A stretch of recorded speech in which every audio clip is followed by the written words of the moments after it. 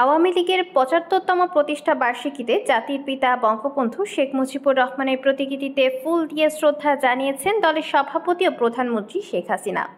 রোববার সকাল ৭টায় ধানমন্ডির ৩২ নম্বর বঙ্গবন্ধু প্রতিকৃতিতে প্রথমে তিনি প্রধানমন্ত্রী হিসেবে শ্রদ্ধা জানান।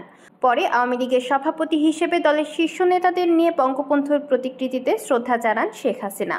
আওয়ামী লীগের প্লাটিনাম জয়ন্তীতে সূর্যোদয়ের সময় দলের কেন্দ্রীয় কার্যালয় ও দেশব্যাপী দলীয় কার্যালয়ে জাতীয় পতাকা ও দলীয় পতাকা উত্তোলন করা হয়। এদিন সকাল 10:30টায় গোপালগঞ্জের টুঙ্গিপাড়ায় জাতির পিতা বঙ্গবন্ধু শেখ মুজিবুর রহমানের সমাধিতে শ্রদ্ধা নিবেদন করবে আওয়ামী লীগের কেন্দ্রীয় কার্যনির্বাহী সংসদের প্রতিনিধি দল।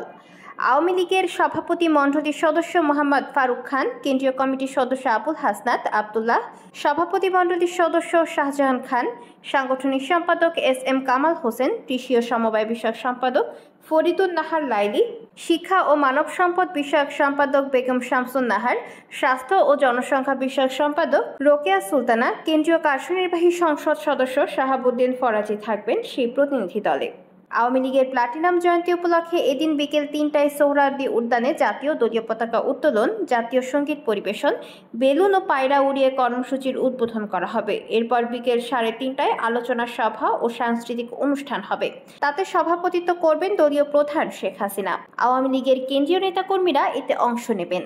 ১৯৫০ সালের ২৩ জুন প্রতিষ্ঠা পাওয়া আওয়ামী লীগের নেতৃত্বেই ১৯৭১ সালে স্বাধীনতা পায় বাংলাদেশ।